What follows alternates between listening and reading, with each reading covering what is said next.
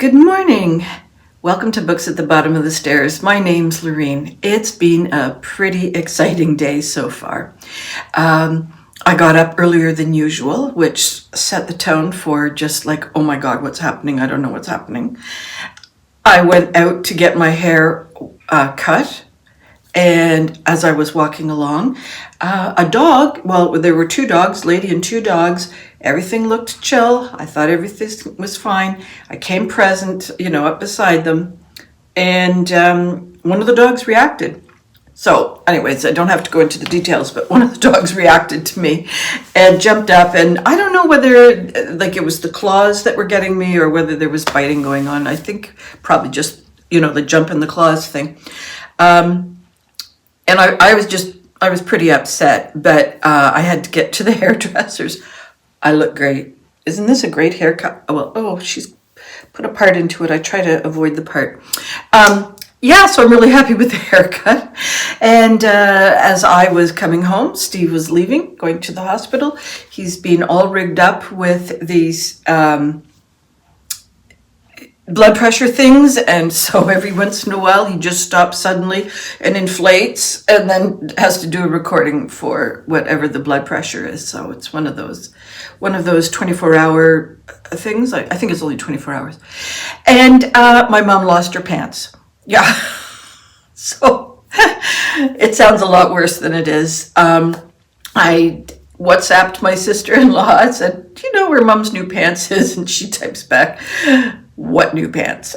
So she goes, I'm going to be there this afternoon. I think I can sort it out then. And I thought, okay, I'm not even going to call my mom back and tell her because she's just going to get mad that we're saying there are no new pants. But anyways, one way or the other, they're lost. So that's been pretty exciting. And the other thing that actually might matter to you guys is that I saw Joleen, the Bookworm Adventure Girls video, and the Canada Reads list is out. See, I had to write a note to myself. Canada Reads list is out. And I have something to say about that a little bit further along. So Wednesday was my birthday, and some of you who've been following along know that my dear friend Cheryl has died, and birthdays were a big thing for her and our other friend Sandy, and so we would make a big splash somewhere within sort of like 10 days before, 10 days after. We would do something, a really nice dinner, or maybe we'd get tickets to something. Anyways, I just couldn't really come up with anything that either didn't upset me or sounded really dull. Steve, bless him. I do spend my day with Steve as a rule. He came up with a very good plan, and so we decided to hop in the car and go to Windsor. So if you don't know Nova Scotia, it's kind of like a sausage sort of shape with, a little bit of onion up here. And so Halifax is sort of where my two thumbs get together. So where we go for Steve's birthday is Lunenburg, sort of down through there. And Windsor is about where my nose is. So we went inland. And we knew that there's a really good bakery there. And Steve was really, oh yeah, we can get the baked goods there, get a loaf of bread and some cookies and whatever else they've got, because they do a bit of seasonal things. And so they had these cardamom sweet buns. Oh, they were so good. And there were lemon ricotta cookies. There were ginger snaps. There was an amazing loaf of bread. I don't know what was in it, but it was so good. And so we had our arms full of bakery goods. And then we trotted down to the used bookstore, which is where Joleen's comes into this story, because she was sitting there and she had received about 30 boxes of books before Christmas. So she was going through, a lot of them were science fiction. And I was on the hunt for some science fiction, some John Wyndham. And in the process of talking with her, she mentioned that the Canada Reads long list was out, and she had printed it off because she was already receiving phone calls about whether she had anything in stock. Now, as a used bookstore, she tends towards older, I guess, like the bulk of them are not new releases. Now, I didn't look at this long list very carefully, but out of, I'm going to say 10. I don't know if it was 10 or 12, but of the suggested books, I didn't recognize a single book title, nor did I recognize a single author's name.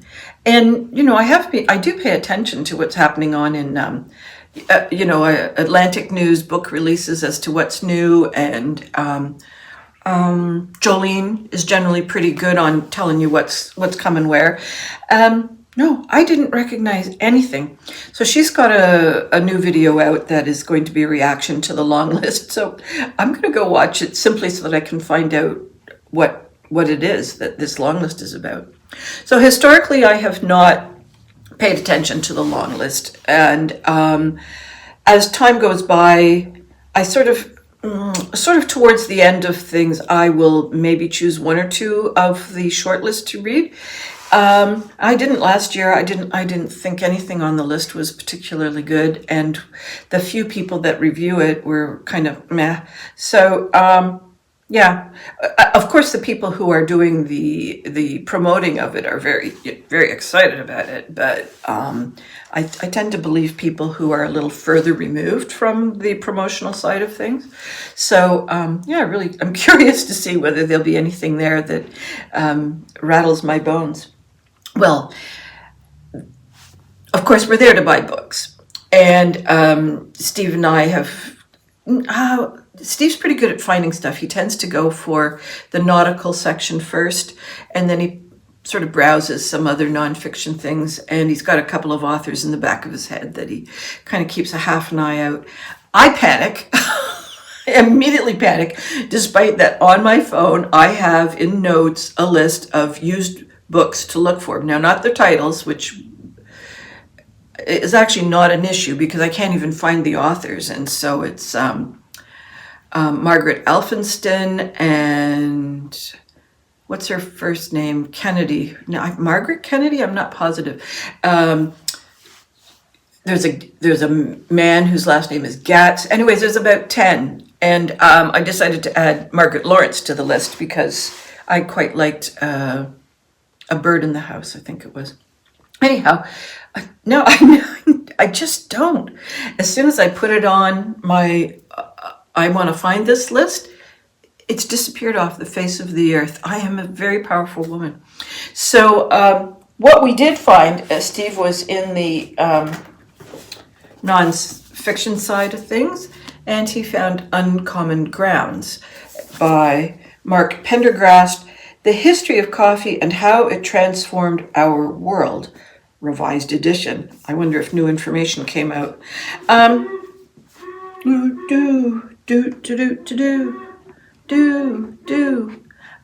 That must make it 12 o'clock. Yeah, so it's got pictures, and we have got, as part of our investment stuff, RSPs, we have some shares with a local farm cooperative type thing, and one of the outreaches there is Just Us, which is a coffee enterprise. They do fair trade coffee and chocolate. They used to do sugar. I think they still do sugar. And at a certain point, they were doing spices and rice and so on, but I think it just got too unwieldy, and they concentrated on coffee. So we get a box from them every month, and with coffee and chocolate, and they're great. And so I guess Steve's excited about that. As we were signing out, Steve actually pointed out this, and the sailboat caught his eye, I'm sure. Anchors Away, and I thought it was some kind of, sea story. It would be kind of fun, maybe for younger kids, given the cover. No, it's my grade 4 or 5 textbook. And I was looking at it thinking, I kind of recognize that. And so there are all these stories, Guide Dogs for the Blind. That was there's something in here by Farley Mowat. There's quite a lot of Canadian content in it, so that was fun. And a couple of weeks ago, I was thinking about my own writing and just what do I enjoy writing, and it tends to be adventures, and it tends to be like a duo of characters, and coming up against the unexpected is sort of the three things I tend to repeat to. And so I was just thinking, well, like, why don't I want to try this, or why don't I want to try that? And I was thinking how, when I was in grade school, a lot of the stories I read were adventure type stories, or the Saints, a Catholic school. But I guess those saints kind of had some pretty adventuresome lives too, with all the beheading and stuff. So anyhow, I just thought, I guess I was kind of raised on adventure story, and that's my happy place. And so I've read a couple of the excerpts from here, and they are very, very, very much adventure type stories. And the poems that are in there, because this is English, they're trying to teach vocabulary and organization of thinking and retention. I can't think what that word is. Comprehension. So some of the poems have got some pretty good vocabulary in them as well, and they're active. There's a lot of good verbs in there. So yeah, I guess that kind of explains my youth. So I picked that up again. When we were standing there checking out, and now I thought it was just 2 books, I noticed to the right there was Canadiana history. And I thought, oh, someone has just been talking about Pierre Breton. And why did he come up? I think there was a podcast. I found 2. One is Canadian Classics, which goes over the television and radio of early days. And then there's something else, Canadian something. Anyways, he was talking about how Pierre Breton had motivated him to be a historian, and just how Pierre Breton's writings are just so accessible. And I think, again, in hindsight, I thought, yeah, that makes sense. I started out with Pierre Breton, and I don't like a science or a nonfiction book that includes the author's personal memoirs, or treats me like a fool, or treats me like I'm the genius. There's only 2 of us. We're having a deep conversation, and I don't know most of the vocabulary, and I'm just faking it. So I like a Pierre Breton style. And because of the writing that I was just explaining to you, I tend to try and put the characters into, I avoid war. And so I try and find times and settings that are, where the threat of war is not going to be part of the surrounding noise.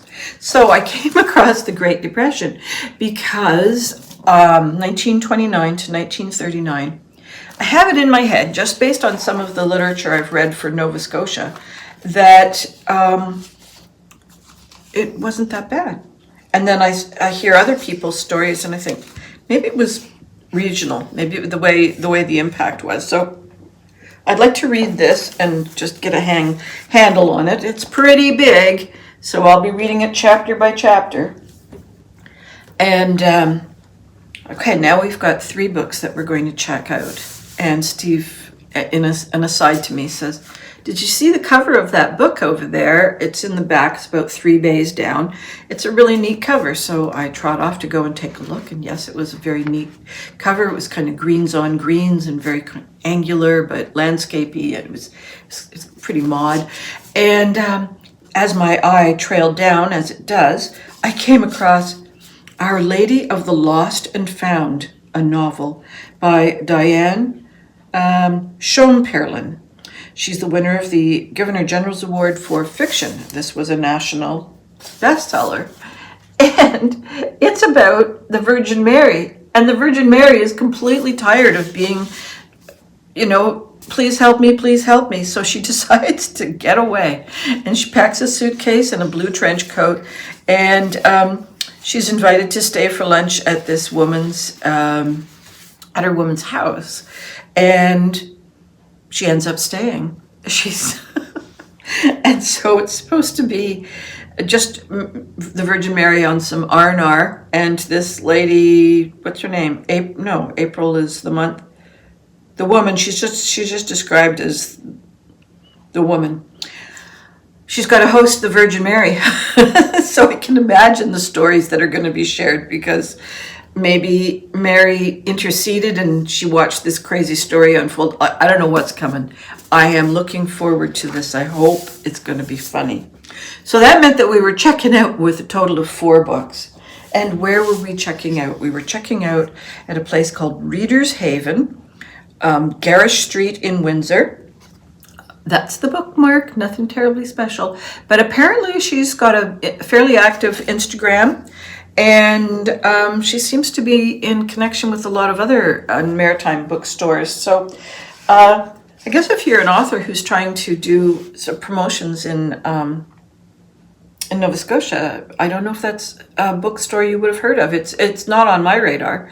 So now it is. Maybe the future holds that we will travel to Lunenburg for Steve's birthday and Windsor for mine, just so long as there's a good bakery at the end of either journey. Reader's Raven Canada Reads, 4 books. I think that's it. I'm pretty sure that's it. So I hope all your reading dreams and adventures continue to come true, and I will see you, I'm sure, next week. Bye-bye for now.